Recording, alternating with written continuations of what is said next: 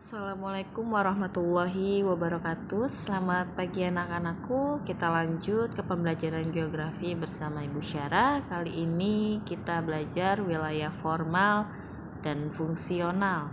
Masih di bab pertama dan ini adalah subbabnya. Wilayah formal atau istilah lainnya adalah uniform region. Wilayah formal adalah suatu wilayah yang dicirikan berdasarkan keseragaman atau homogenitas tertentu.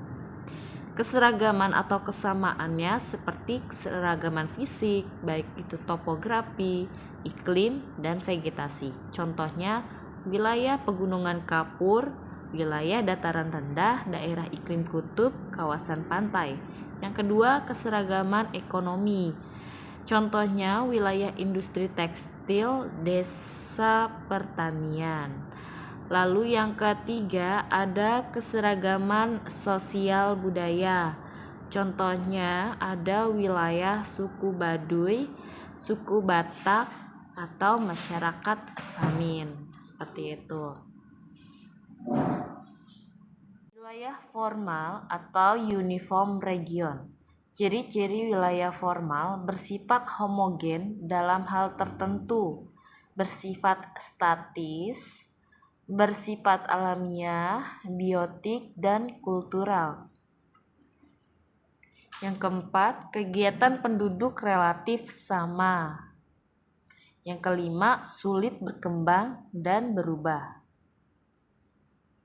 Yang keenam, lebih dahulu terbentuk sebelum wilayah fungsional ada. Contohnya ada desa agraris berupa pertanian dan desa nelayan. Nah, mereka ini semua pekerjaannya sama. Perwilayahan formal adalah penggolongan wilayah formal berdasarkan kriteria tertentu. Klasifikasi wilayah formal.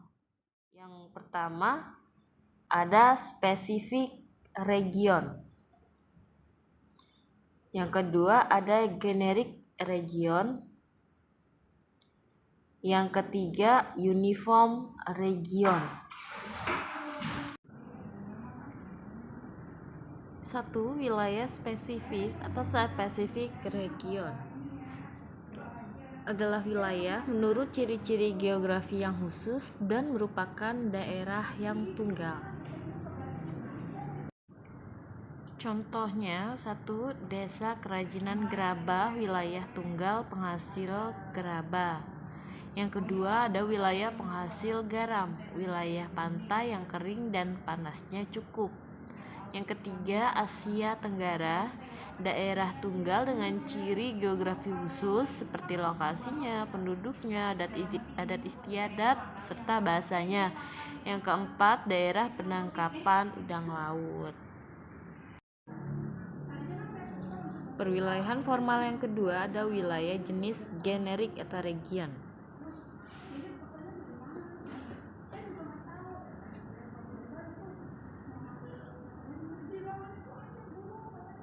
Wilayah jenis generik region adalah wilayah yang menekankan perbedaan pada jenis atau kriterianya. Contohnya 1. Ada wilayah iklim.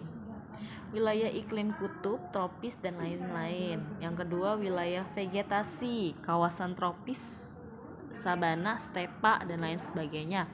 Yang ketiga wilayah fisiografis seperti daerah pegunungan, dataran tinggi, dan dataran rendah.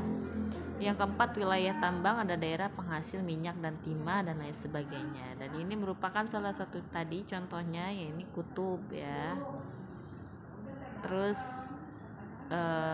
wilayahnya sabana, itu berdasarkan iklim, berdasarkan juga berdasarkan vegetasinya, dan geografisnya pegunungan.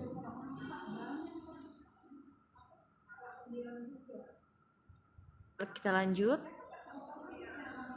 Uniform region, wilayah berdasarkan keseragaman atau kesamaan dalam kriteria tertentu. Adapun contohnya, 1. Wilayah pertanian, adanya kesamaan pekerjaan dan daerah kerjanya, seperti desa pertanian, padi, sayur, buah, dan lain-lain. Yang kedua, wilayah nelayan, desa nelayan. Yang ketiga, wilayah pengrajin, desa pengrajin kulit, sepatu, anyaman, dan lain-lain. Bisa kita lihat di sini merupakan hasil pertanian, ya, wilayah pertanian. Lalu ada juga wilayah nelayan seperti desa nelayan.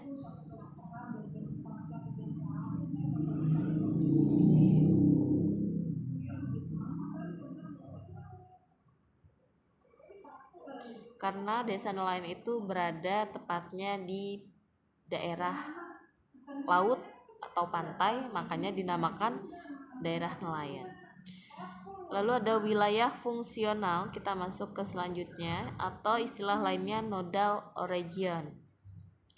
Wilayah fungsional adalah wilayah geografis yang terbentuk akibat hubungan fungsional antara wilayah formal, di mana interdependensi dan batas wilayah tersebut terkontrol oleh sebuah titik pusat.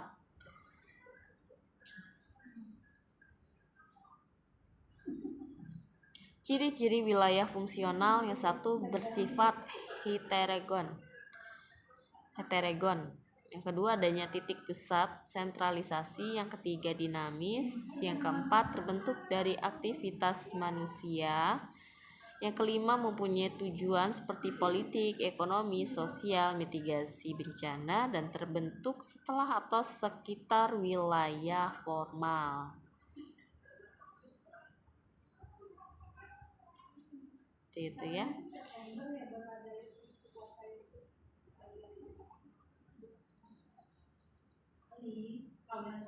Contoh wilayah fungsional. Ini Jabodetabek, ada daerah Jakarta, tadinya Jakarta, lalu Tangerang, ya, Bekasi, Bogor, ya. Jabotabek awalnya Jakarta, Bogor, dulu Depok masuknya Bogor, lalu Tangerang dan Bekasi. Jabotabek.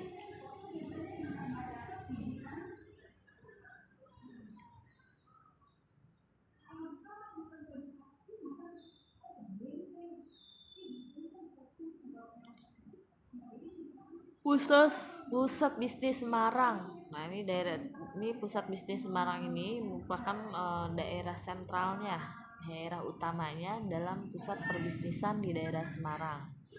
Di sini juga ada stadion, dan ya, stadion ini dikelilingi oleh gedung-gedung lainnya.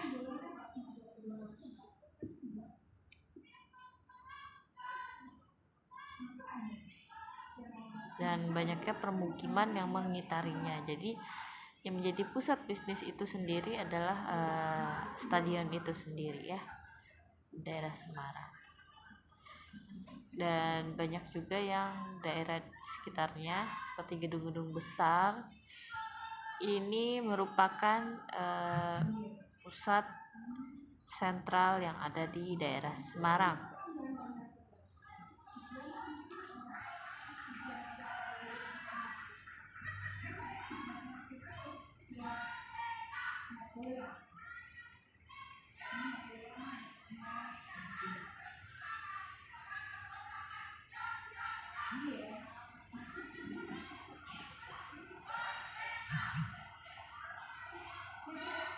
Nah, kalian bisa menyimak peta wilayah penerbangan PT Garuda Indonesia. Ini merupakan ke daerah-daerah yang lajurnya secara fungsional.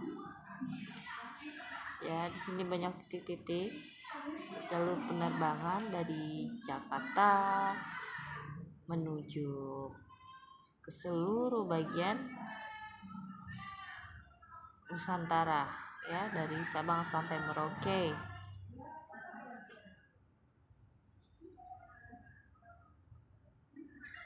Contoh wilayah fungsional seperti kawasan kota Jabotabek, kota CBD, suatu kota sentral business atau kawasan simpang 5, perkantoran, mall, dan lain-lain. Wilayah kebun raya Bogor, wilayah taman nasional, wilayah jalur penerbangan dan jalur perdagangan, serta kawasan wisata.